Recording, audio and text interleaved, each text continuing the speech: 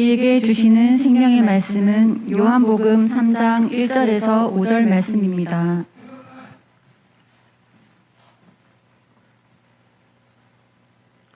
요한복음 3장 1절에서 5절 말씀입니다.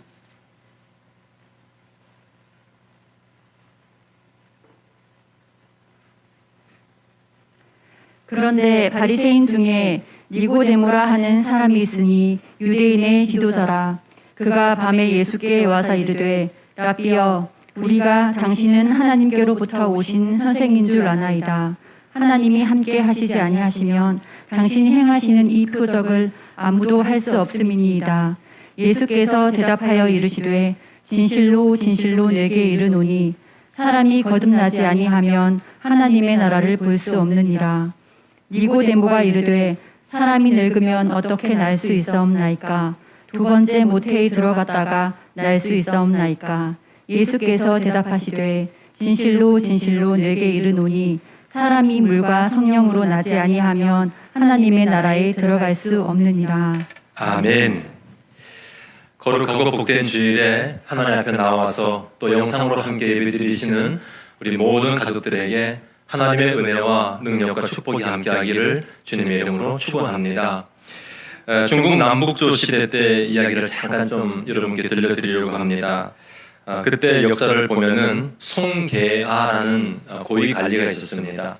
이 사람이 이제 정년퇴직을 앞에 두고 이제 자기가 기거해야 될 집을 이렇게 구하러 다니는 이야기가 중국 역사서에 있는데, 이 송계아라는 사람이 집을 정할 때 가장 중요한 요건이 뭘까요? 이 사람은 이웃 가운데 좋은 이웃을 둬야 된다는 생각에 이 사람이 여승진이라는 사람의 집 가까이에 집 구하는 것을 원했다고 합니다. 이 여승진이라는 사람은 어떤 사람인가 하면은 그 당시에 굉장히 청렴결백한 사람이었고, 또 성품도 인품도 모든 것이 그 당시 많은 사람들한테 참 덕망이 있는 그런 사람이었습니다. 그래서 이 송계라는 사람이 여승진이라는 사람의 집 근처에 집을 구하는데 집값을 알아보니까 100만 금인 거예요.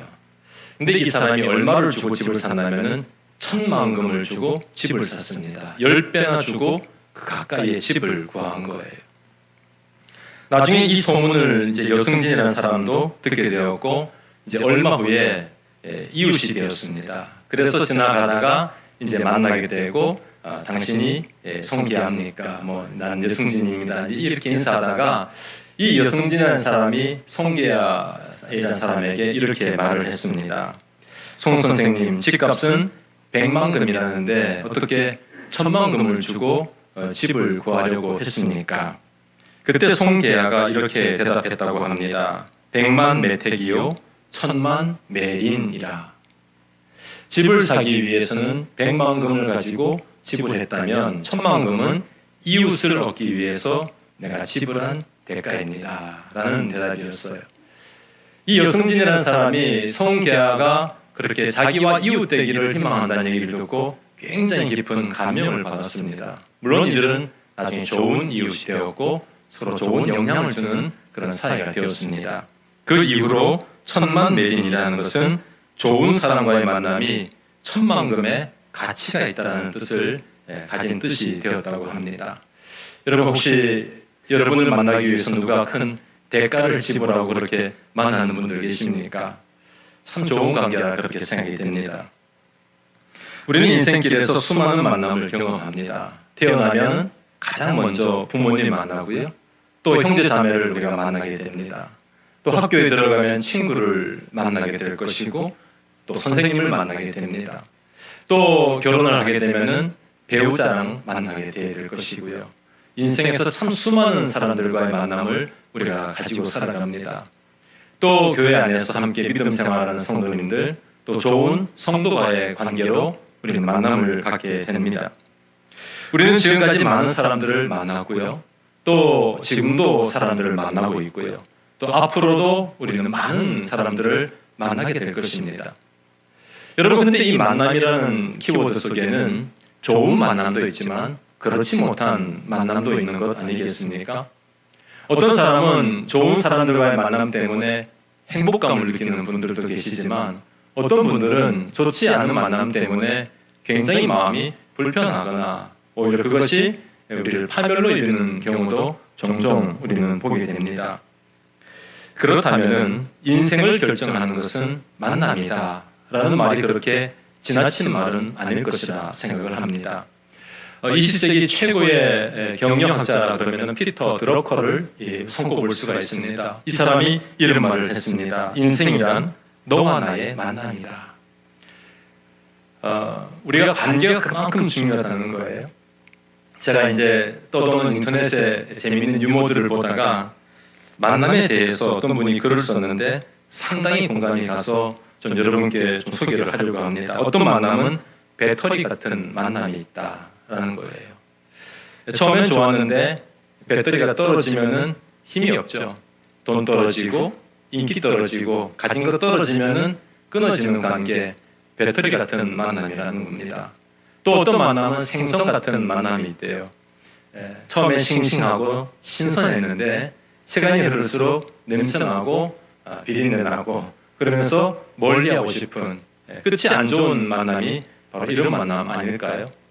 또 어떤 만남은 꽃과 같은 만남이 있다고 합니다.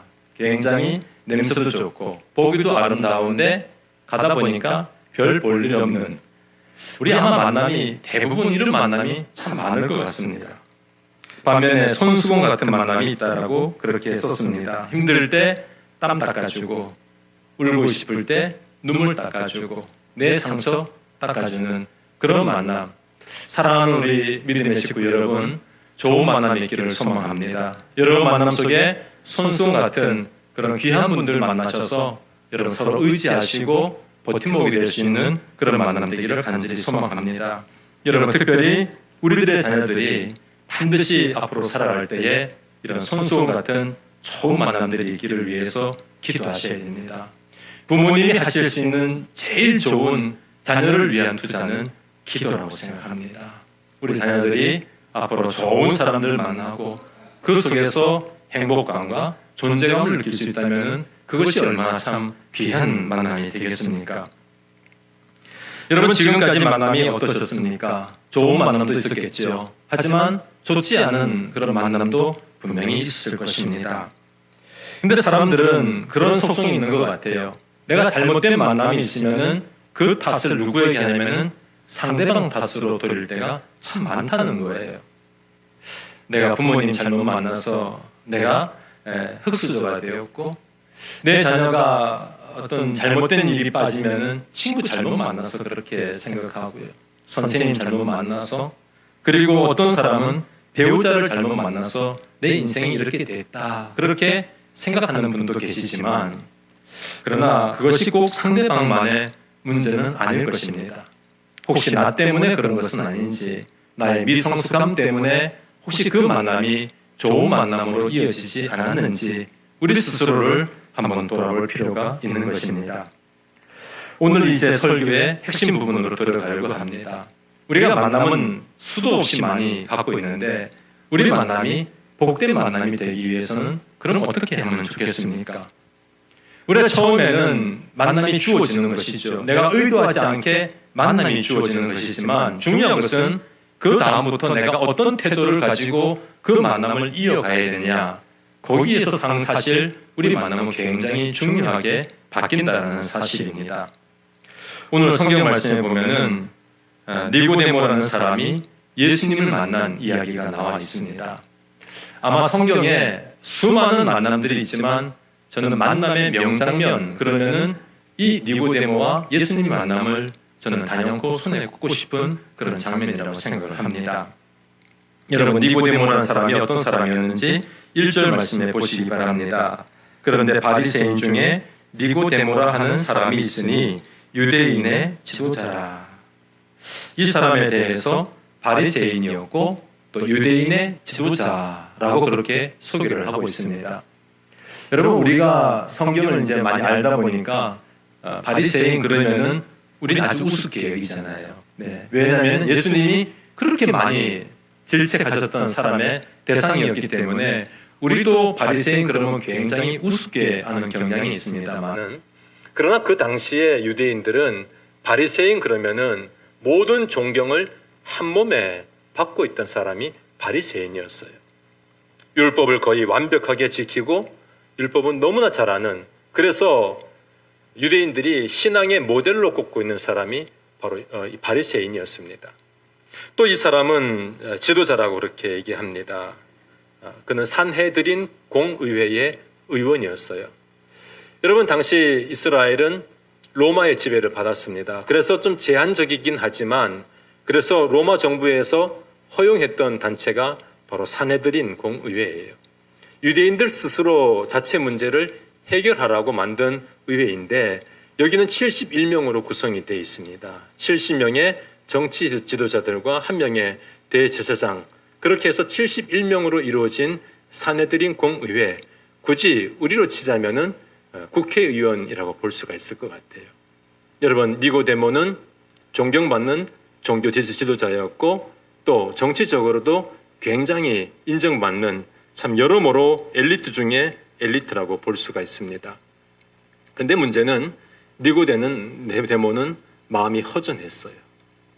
그가 가지고 있는 어떤 지위와 명예로는 그 인생의 근본 문제를 해결할 수 있는 해답을 갖지 못했습니다. 그가 가지고 있는 율법과 지식으로는 그가 가지고 있는 인간 깊은 근본적인 문제를 어떻게 해결할 수 있는 답을 갖지를 못했습니다. 그래서 이 니고데모는 굉장히 답답한 마음, 늘 고민스러웠고 아무리 연구하고 고민해도 내 죄의 문제를 어떻게 해결할 수 있을까? 내가 죽으면 어디로 갈 것인가? 이런 문제 때문에 니고데모는 늘 고민하고 있었던 것입니다. 그러던 차에 예수님의 소문을 듣게 됩니다. 예수님의 수많은 이적과 기사들에 대한 얘기를 듣게 되고요. 또 예수님이 가르치시는 인생의 가장 깊은 문제들, 죄의 문제, 의의 문제, 그리고 천국의 문제에 대해서 이 예수님께서 아주 명쾌하게 그렇게 말씀하신다는 얘기를 듣고 이 니고데모가 밤에 예수님을 찾아옵니다. 그리고 그 근본 문제를 해결받게 되었고요. 그의 삶이 나중에는 변화가 되었습니다. 오늘 본문에는 나오지 않지만 나중에 이 니고데모는 예수님의 후원자가 됩니다.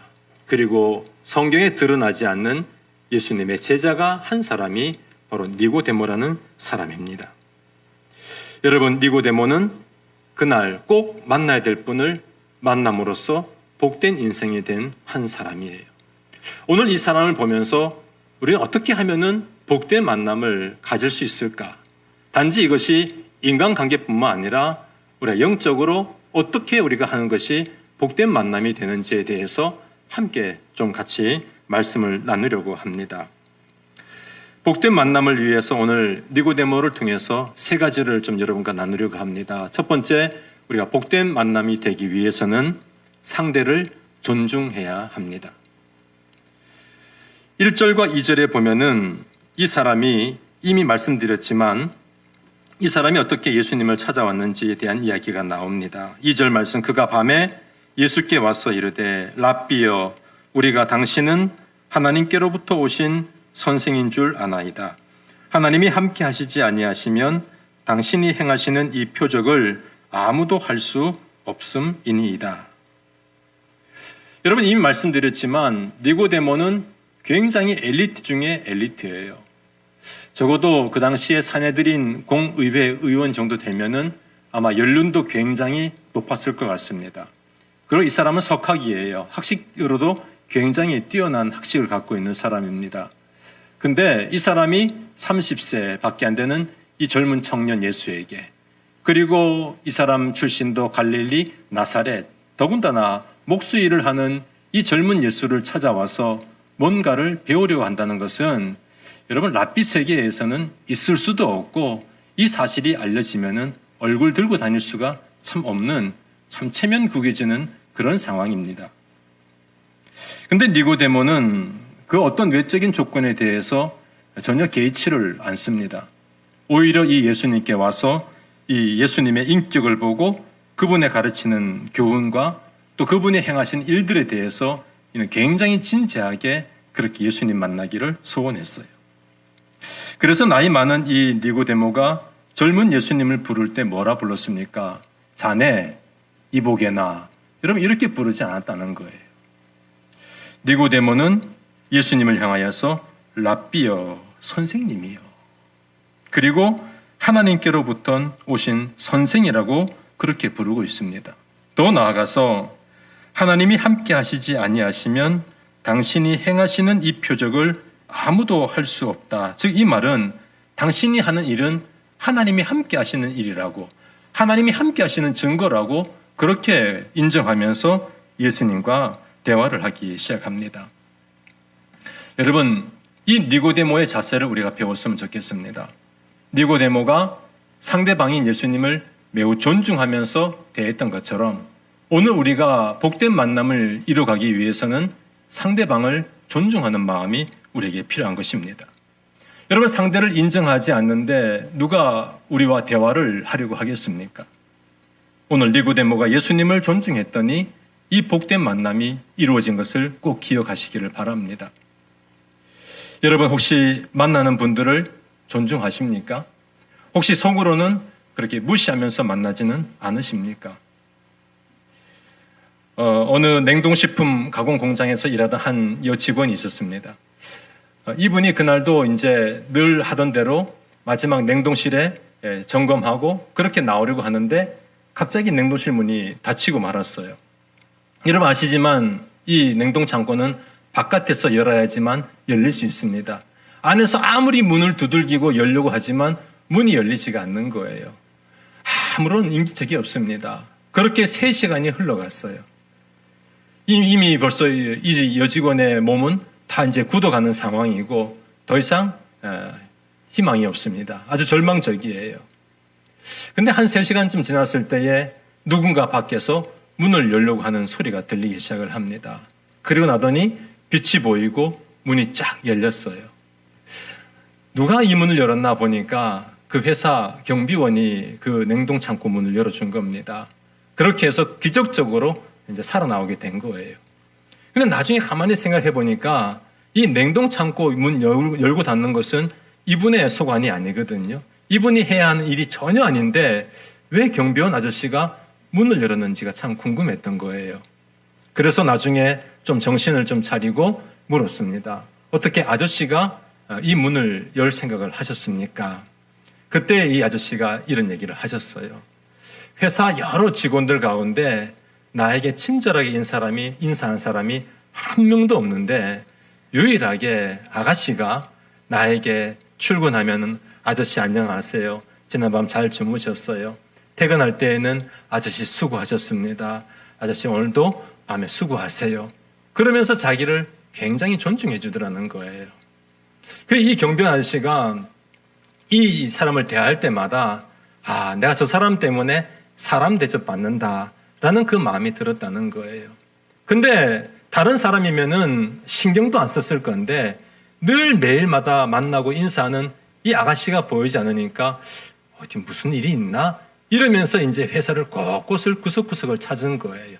그러다가 이 아가씨가 보통 일하는 냉동실까지 가서 한번 열어봤던 것이 결국은 이 사람을 구해낸 계기가 됐다는 것입니다. 여러분 참 중요한 얘기 아닙니까? 우리가 사람을 대할 때에 이렇게 존중하게 대한다면은 얼마나 우리 안에 작은 천국이 이루어지겠습니까? 전 주일날 아침에 4층 제 목양실까지 쩌렁쩌렁 하는 목소리가 있어요. 그게 바로 손 장로님의 목소리입니다. 안녕하세요. 어서 오세요. 한 주 어떻게 지내셨어요? 그러면서 한 분 한 분을 맞이하는데 제가 나중에 듣는 얘기지만 우리 교인들이 그 장로님의 환영이 그렇게 좋으시다는 거예요. 존재감이 있죠. 내 교회 올 때마다 나를 누군가가 환영해 줄 수 있는 분이 있다는 것이 얼마나 감사한 일입니까? 사랑하는 성도 여러분, 혹시 여러분들이 만나는 사람들을 어떻게 대하십니까? 우리가 존중하지 않는데 어떻게 복된 만남을 이뤄갈 수가 있겠습니까? 우리 모두가 오늘 이 니고데모가 예수님을 존중한 것처럼 우리 모두가 서로가 함께 존중하고 그런 복된 만남들을 잘 만들어갈 수 있기를 주님 이름으로 축원합니다. 특별히 오늘 우리는 지금 하나님께 예배를 드리고 있습니다. 여러분 예배가 뭡니까? 굳이 신학적으로 표현하지 않아도 될 것 같아요. 예배는 하나님을 만나는 자리입니다. 오늘 저와 여러분은 하나님을 만나고 있습니다. 만난다면은 우리가 누구보다도 하나님을 존중하게 여길 수 있는 저와 여러분 되기를 간절히 소망합니다. 하나님은 존중히 여기는 태도를 귀하게 여기시고 우리와의 좋은 만남을 이어가시는 거예요. 여러분, 사무엘상에 보면은 엘리 집안 이야기가 나옵니다. 이 엘리 집안은 하나님을 무시했던 그런 집안이었어요. 그래서 하나님이 사무엘을 통해서 이 엘리 집안을 어떻게 심판하는지 아십니까? 사무엘상 2장 30절 말씀을 제가 읽어드립니다. 나를 존중히 여기는 자를 내가 존중히 여기고 나를 멸시하는 자를 내가 경멸하리라. 아멘. 우리가 사람도 존중히 여기면서 복된 만남을 이끌어가야 되지만 무엇보다도 성도는 하나님을 존중히 여길 수 있는 저와 여러분 되기를 소망합니다. 여러분, 하나님은 존중받기를 원하십니다. 이 말은 하나님도 인격적으로 우리를 만나기를 원하신다라는 그런 말씀이에요. 근데 우리 예배 시간에 하나님 만나고 있는 이 시간에 그런 마음이 없이 그냥 의뢰이 드리는 그런 예배로 치부한다면 결코 오늘 우리 예배는 복된 예배가 될 수가 없게 될 것입니다. 사랑하는 교우 여러분, 우리가 현장에서 드리든 영상으로 예배 드리든 하나님을 존중히 여기시고 귀한 예배 될 수 있기를 주님의 이름으로 축원합니다. 오늘 첫 번째 대지의 결론입니다. 복된 만남은 상대방을 존중히 여길 때 시작이 된다. 하나님이든 사람이든 우리가 존중히 여기는 마음 가지고 복된 만남 이끌어 간다면 틀림없이 우리 남은 생애가 행복된 그런 시간들로 채워지게 될 것입니다. 여러분, 주위 사람들을 존중히 여기시면서 이번 한 주간을 보내시기를 소망합니다. 여러분, 우리 교회 성도들 간에 믿음 생활하는 형제 자매들을 존중히 여기시고 귀하게 여기시기를 바랍니다. 골로새서에 있는 말씀처럼 누구를 대할 때에 예수님을 대하는 것처럼 그렇게 살아간다면 틀림없이 우리는 복된 만남들이 여기저기에서 많이 일어날 거라고 확신합니다. 무엇보다도 하나님을 존중하게 여기시는 우리 모두 될 수 있기를 주님의 이름으로 축원합니다. 두 번째로 복된 만남을 우리가 만들어 가기 위해서는 두 번째, 대화의 수준을 좀 높이시기를 바랍니다. 여러분, 사람들이 만나면 당연히 의례껏 대화가 시작이 됩니다. 근데 주로 어떤 종류의 대화를 나누고 있습니까? 물론 만나는 사람마다 또 주어진 환경에 따라서 우리는 대화의 주제는 분명히 달라질 것입니다. 하지만 중요한 것은 우리 대화의 내용이 무엇이며 그 결론은 무엇인가에 대해서 우리가 앞으로는 좀 생각하면서 우리가 대화할 필요가 있을 것입니다. 사람들의 대화는 크게 두 가지로 나눌 수가 있습니다. 하나는 육적인 대화라고 볼 수가 있어요. 쉽게 말씀드리면은 우리가 먹고 사는 문제에 대한 얘기, 우리가 살아가는 이야기예요. 여러분, 주로 사람들 만나면 어떤 얘기합니까? 우리 자기 어떤 하고 있는 일에 대한 얘기를 많이 할 거예요. 직업에 대한 얘기, 또 먹고 사는 문제, 자녀들 얘기, 또는 사업 이야기, 직장 이야기. 거기다가 간간히 뒷담화도 좀 하고 남의 욕도 하고 남편 욕도 하고 내 직원 부하 욕도 좀 하고 그렇게 또 살고, 또 정치 얘기, 경제 얘기, 또 자기 취미 얘기, 요즘 낚시가 재밌더라, 골프가 나중에 신났다, 이런 얘기들 주로 많이 하지 않습니까? 이런 얘기 굉장히 중요하죠. 하지만 이런 대화만 하고 끝이 난다면은 무의미한 이야기로 끝날 경우가 너무나 많이 있습니다. 우리 만남이 더 복된 만남이 되기 위해서는 좀 더 깊은 이야기를 하셔야 됩니다. 두 번째 우리의 대화는 바로 영적인 대화입니다. 이것이 좀 더 깊은 대화라고 볼 수가 있습니다. 특히 우리 성도들은 만나서 수다 떨고 그렇게 육적인 얘기만 하고 끝날 것이 아니라 오늘 우리가 은혜를 나누고 신앙생활에 대해서 좀 나누고, 좀 고민이 있으면은 그 고민도 좀 나누고, 기도 제목이 있으면은 기도 제목도 나누고, 깨달은 은혜가 있으면은 그것도 좀 나누고, 이런 영적인 대화가 있어야 되는 것입니다.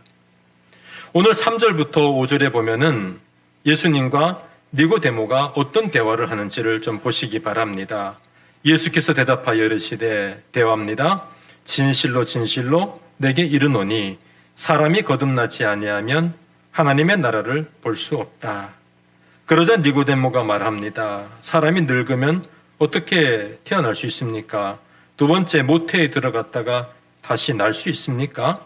예수님 말씀합니다. 진실로 진실로 내게 이르노니 사람이 물과 성령으로 나지 아니하면 하나님의 나라에 들어갈 수 없느니라. 여러분, 이 얘기가 굉장히 깊은 얘기인데 이 깊은 얘기를 우리가 떠나서 이 두 사람의 대화가 보면은 하나님 나라에 대한 관심 아닙니까? 그리고 이 나라에 대한 영적인 탐구, 영적인 갈망이 함께 이 대화 속에 농축되어 있지 않습니까? 우리 성도들의 얘기가 이런 영적인 얘기가 좀 돼야 됩니다. 여러분, 그러나 오해하지는 마십시오. 제가 일상생활에서 하는 얘기가 다 영적인 얘기가 이다라는 것은 절대 아니에요. 핵심이 뭐냐? 이걸 꼭 보시기를 바랍니다. 핵심은 말입니다. 육적인 대화로 말을 시작했더라도 결론은 영적인 대화로 맺어야 한다라는 것이 영적인 대화입니다. 예컨대 요즘 우리 사회가 참 불안하죠. 답답합니다. 여러분, 정치가 시원합니까? 경제 또한 굉장히 침체가 됐으니 우리가 푸념하고 하소연하는 것은 당연히 우리 일상의 대화 속에는 나올 수밖에 없습니다. 하지만 이렇게 얘기를 하고 푸념하고 한탄하고 그러다가 끝나버리면은 그것이 무슨 의미가 있냐는 것이지요. 여러분, 그렇다 해서 어쩌라는 겁니까? 그렇게 많이 요즘에 누구 정치인이 답답하다. 근데 그렇게 끝나버리면 무슨 의미가 있냐는 것이지요. 불안하고 답답하고 경제적으로 힘든 것은 사실입니다만은 우리 신앙인의 대화의 결론은 이렇게 맺으셔야 됩니다. 그래도 하나님이 우리나라를 지켜주실 거야. 우리는 기도해야 돼. 경제적으로 힘이 든 그런 얘기들을 하다가 그래, 하나님께서 굉장히 너의 아픔을 공감하실 거야. 내가 기도해 줄게. 여러분, 이것이 바로 영적인 대화라는 거예요. 여러분, 영적인 대화라 해서 할렐루야 이렇게 하면서 하는 게 영적인 대화가 아니에요. 영적인 대화라 해서 제가 방언을 하면서 하는 것이 영적인 대화가 아니에요. 영적인 대화라는 것은 육적인 대화를 하더라도 마지막 해석은 영적으로 매듭이 지어져야 된다는 것을 말씀드리는 것입니다. 여러분, 우리 한번 대화를 한번 생각해 봅시다. 무수한 대화를 합니다. 이런 모임 저런 모임 가고 기웃거리고 찾아서 많은 얘기를 하지만 집에 올 때에 허탈하거나 우리 마음이 굉장히 답답함을 느낀 경우가 얼마나 많아요. 내가 어떤 모임 가서 그렇게 많은 시간을 투자하고 함께 식사를 하고 얘기했는데 내가 가식적이고 내가 그 속에서 그 말을 그냥 이어가기 위한 하나의 화답 형식으로 그렇게 말하고 올 때가 얼마나 많이 있습니까? 그리고 돌아오면은 답답한 거예요. 내가 저 시간에 가서 무슨 대화를 했나? 내게 유익된 게 뭐가 있나? 여러분, 성도의 대화는 수준이 좀 높으셔야 돼요. 그 수준이 뭐냐면은 영적인 대화로 나가는 것입니다. 입만 열면 다른 사람 평가하고 비판하고 교회가 이게 잘했니 저게 잘했니. 여러분, 그런 영혼을 갉아먹는 대화만 하지 마시고 하나님이 내 삶 속에서 어떻게 역사하셨는지, 오늘 말씀 가운데 내게 어떤 찔림이 있었는지, 오늘 나에게 어떤 기도의 제목이 있는지, 이런 얘기를 하는 것이 성도의 수준이 있는 대화라는 사실이에요. 우리가 그런 대화를 좀 나누시기를 바랍니다. 성도님들끼리 어떤 식사 모임 가시면은 꼭 가가지고 우리 교회 비판하고 하지 마시고 오늘 우리에게 나에게 하나님 어떻게 역사하셨는지를 나누신다면은 틀림없이 그것 때문에 하나님이 우리 모임을 축복해 주실 것입니다. 대화의 내용이 중요합니다. 여러분, 그 속에서 하나님을 찾으시고 하나님을 구하실 수 있는 그런 복된 만남들을 만들어 가시기를 주님의 이름으로 축원합니다. 마지막으로 세 번째입니다. 우리가 복된 만남이 되기 위해서는 핵심입니다. 예수님을 만나셔야 됩니다. 가장 중요한 거예요. 여러분, 니고데모가 영적인 대화를 나눴습니다. 예수님과 수준 높은 고차원적인 얘기를 나눴습니다. 그리고 존중함으로써 예수님을 잘 만났습니다. 하지만 그 마음속에 예수님을 만나지 못했다면 이 사람 인생은 결코 복된 인생이라고 할 수가 없는 것입니다. 그러나 그가 진짜 예수님을 만났기 때문에 이 거듭남의 진리를 깨닫게 된 것이고 하나님 나라를 볼 수 있는 영안이 열리게 된 것이고 천국 비밀을 깨달을 수 있게 된 것 아니겠습니까? 그리고 그 유명한 성경 말씀, 아마 성경에서 가장 백미 중에 백미로 꼽히는 요한복음 3장 16절, 우리 다 같이 한번 같이 읽어볼까요? 하나님이 세상을 이처럼 사랑하사 독생자를 주셨으니 이는 그를 믿는 자마다 멸망하지 않고 영생을 얻게 하려 하심이라. 아멘. 아마 교회 안 다니는 분들도 이 성경 구절은 참 많이 알 거예요. 이 대화가 바로 이 구절이 나오게 된 배경이 된 것입니다. 나중에 이 니고데모는 보이지 않는 예수님의 제자가 되었어요. 여러분, 이 복된 만남은 바로 예수님과의 만남 때문에 이루어지게 된 것입니다. 우리 인생에 참 많은 만남이 있습니다. 높은 분과의 만남도 있고 유명한 사람들과의 만남도 있고 가진 것이 많은 사람들과의 만난 것도 우리한테는 행운일 수 있고 그것이 자랑일 수도 있겠지만, 그러나 우리에게 최고의 자랑은 바로 예수님과의 만남이 우리의 가장 귀한 만남인 것입니다. 왜냐하면 그 만남은 우리를 변화시키는 만남이기 때문에 그렇습니다. 그 만남은 우리를 새롭게 만드시는 창조적인 능력이 있으신 분과의 만남이기 때문에 오늘 저와 여러분은 반드시 이 예수님과의 만남이 우리에게 복이 된다는 사실을 틀림없이 믿으셔야 될 것입니다. 여러분, 성경 말씀 복음서를 보면은 예수님과 만나서 인생이 복된 인생이 된 사람이 얼마나 많이 있습니까? 여러분, 요한복음 바로 3장 뒤에 나오는 4장에 보면은 사마리아 여인의 이야기가 나오지 않습니까? 세상에 쾌락을 쫓다가 여러 남자들에게 버림받았던 이 사마리아 여인이 우물가에서 예수님 만난 다음에 위대한 전도자가 되었습니다. 여러분, 삭개오는 매국노라는 그런 말을 들으면서 사람들한테 참 이리 치고 저리 치이는 돈 많은 뭐합니까? 그의 존재감이 없는데요. 이런 삭개오를 예수님이 뽕나무에서 만나줬을 때에 그 인생의 답답함이 한 방에 뚫리는 것을 경험하지 않았습니까? 여러분, 갈릴리 총구석의 어부들이 예수님을 만나고 위대한 사도가 되었어요. 그래서 그들의 이름은 지금 유럽에 가면은 다 그들의 이름을 아주 위대한 이름으로 그렇게 만들어 주신 것입니다. 어디 그들 뿐이겠습니까? 저도 마찬가지고 여러분도 예수님 만나서 우리가 복된 인생으로 그렇게 살아가고 있진 않습니까? 여러분, 세상에 예수님 만나서 인생 바뀐 사람들의 얘기가 참 많습니다. 오늘 제가 설교의 마지막으로 이 한 사람, 그 중에 한 사람을 좀 여러분께 소개를 하려고 합니다. 이분은 경북 문경에서 태어나셨어요. 15살까지는 산꼭대기에서 사는 화전민으로 그렇게 살았다고 합니다. 청년이 되어서 베트남전에 참여도 해봤고, 근데 자기 집의 가난함을 어떻게 해결할 수가 없어서 결국 1974년도에 독일로 떠납니다. 독일에 가서 광부 생활로 그렇게 이제 살아가는 거예요. 막상 돈 벌고 싶어서 그 젊은 청춘 때에 그렇게 갔지만 어디 이역 만리에 가서 광부 생활이 쉽겠습니까? 거기서 피눈물 흘리면서 그렇게 살았어요. 유일하게 자기의 어떤 아픔, 자기의 어떤 고민들을 잊어버릴 수 있는 것이 유일한 것이 술이었습니다. 그래서 매일 술 마시면서 그 자신의 어떤 괴로움을 그렇게 달래주고 하다가 한 여인을 만났어요. 한국에서 간호사로 한창 많이 갔었잖아요. 그때 갔던 한 여인을 만나서 함께 결혼을 했는데 이 여인이 이제 교회를 다녔어요. 아내는 교회를 다니는데 이 남편이 맨날 술에 쩔어 사니까 뭐 가정이 행복할 수가 있겠습니까?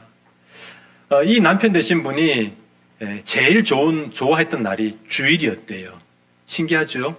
술 마신 사람이 주일을 좋아했어요. 그 이유가 뭐냐면은 아내가 교회를 가면은 잔소리 안 듣고 술을 마실 수 있기 때문에. 그래서 주일을 너무 좋아했대요. 이 가정이 뭐 행복할 수가 없습니다.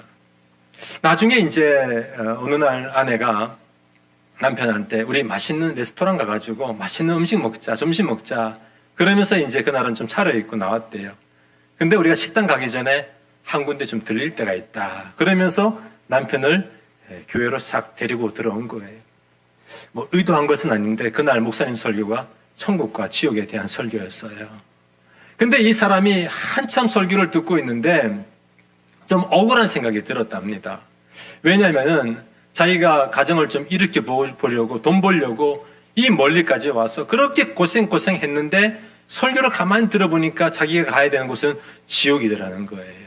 좀 억울했다는 거예요. 내가 이렇게 고생했는데, 내가 이렇게 돈 벌었는데 이렇게 지옥 가는 것 좀 억울하지. 그래가지고 내가 인류를 구원한 예수라는 사람을 좀 만나봐야겠다. 그래가지고 그때부터 이제 교회를 오기 시작한 겁니다. 우리도 그렇지만 참 사람들은 교회를 오기 시작한 동기가 참 다양한 것 같아요. 사람마다 다 다릅니다. 이 사람은 이렇게 해서 이제 예수님을 탐구하기 시작을 한 거예요. 한 주, 두 주, 한 달, 두 달 그러면서 설교 말씀도 듣고 또 성경 공부도 하고 이제 그러던데 어느 날부터인가 자기도 모르게 눈물이 흐르기 시작하더라는 거예요. 그러면서 예수님이 자기를 위해서 십자가에서 죽으셨다는 사실도 믿어지기 시작하고 하나님의 은혜도 이제는 갈망하게 되고 그러면서 이제 이 사람이 차츰차츰 변화가 되기 시작을 했습니다. 독일에 오는 유학생들 또 독일에 오는 만나는 수많은 한인들에게 이렇게 간증하는 거예요. 예수님 믿으세요. 예수님 믿으면은 저처럼 변화됩니다. 술 끊고 인간 됩니다. 뭐 전도가 다른 게 아니에요. 자기의 삶의 변화에 대한 얘기를 계속 끊임없이 사람들한테 들려주는 겁니다. 나중에 이분이 독일 프랑크푸르트에서 작은 호텔 하나 경영하며 한인교회를 섬기는 장로님이 되셨습니다. 이분의 이름이 정승식 장로님, 바로 이분이세요. 네, 온화해 보이시는데 술 꽤나 드셨던 분이더라고요. 네. 제가 우리 교인들 왕년에 술 꽤나 드셨던 분 제가 좀 알거든요. 이렇게 변화될 수 있기를 소망합니다. 이분이 마음의 소원이 뭐냐면은 독일의 사도 바울이 되는 것. 이것이 이분의 비전인데 여러분 예수님을 만나면은 우리가 변화되기 시작합니다. 아주 좋은 사람들 만나도 우리가 그분들의 영향을 받을 수가 있겠죠. 여러분 젊은 우리 청소년들은 누굴 만나기를 원하는지 아십니까? BTS 같은 사람들 하나 만나는 소원이에요. 아마 그렇게 만나면은 공부해라 엄마 아빠 그렇게 얘기해도 안 하던 친구들이 BTS가 야 너 공부해라 사명으로 할걸요? 그렇게 공부할 거예요. 우리가 사람 잘 만나도 얼마나 우리한테 큰 영향을 줍니까? 하지만 예수님 만나는 것은 진짜 우리 인생의 최고의 복된 만남이 되는 겁니다. 니고데모가 그랬던 것처럼 수많은 성경의 인물들이 그랬던 것처럼 그리고 저와 여러분이 비록 미진하지만 그렇게 변화되고 있는 것처럼 우리의 인생에서 가장 중요한 만남은 바로 예수님과의 만남이어야 될 것입니다.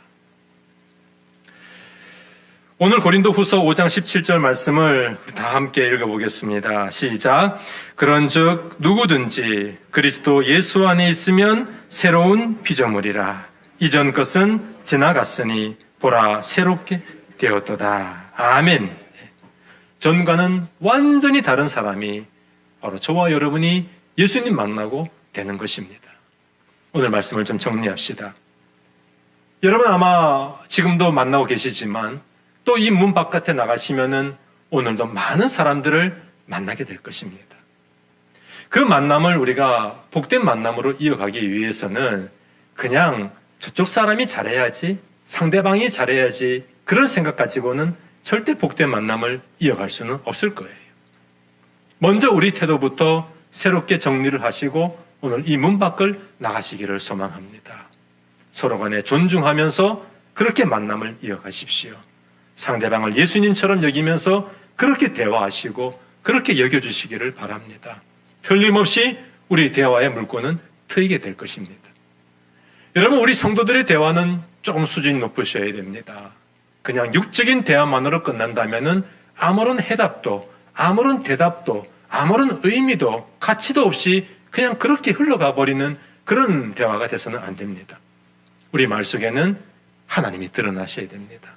하나님의 은혜가 드러나고 하나님을 의지하는 마음이 드러나야 되고 하나님의 위로가 나타나야 되고 하나님이 함께 하시는 흔적이 우리 대화 속에 틀림없이 나타나야 될 것입니다. 바라옵기는 오늘 기관총회가 그런 총회가 될 수 있기를 소망합니다.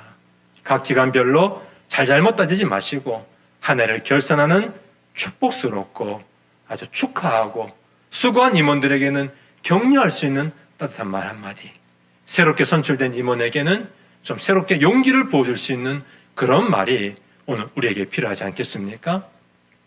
제일 중요한 것은 무엇보다도 예수님 만나셔야 됩니다.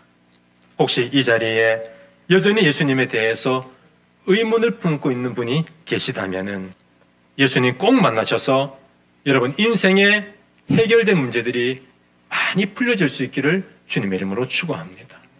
이미 구원의 확신을 갖고 있는 분들은 또 새로운 역사를 일으키실 주님을 기대하면서 새로운 동력을 얻을 수 있기를 주님의 이름으로 축원합니다. 이 가운데 영적인 침체를 겪고 있는 분들이 있다면 다시금 예수님과의 진지한 만남 속에서 영적인 질서를 새롭게 하실 수 있기를 간절히 소망합니다. 오늘 이 시간에 병상에서 힘들고 아파하는 우리 모든 교우들이 예수님 만남으로 마음에 평안이 있고 위로가 전달될 수 있기를 주님의 이름으로 축원합니다.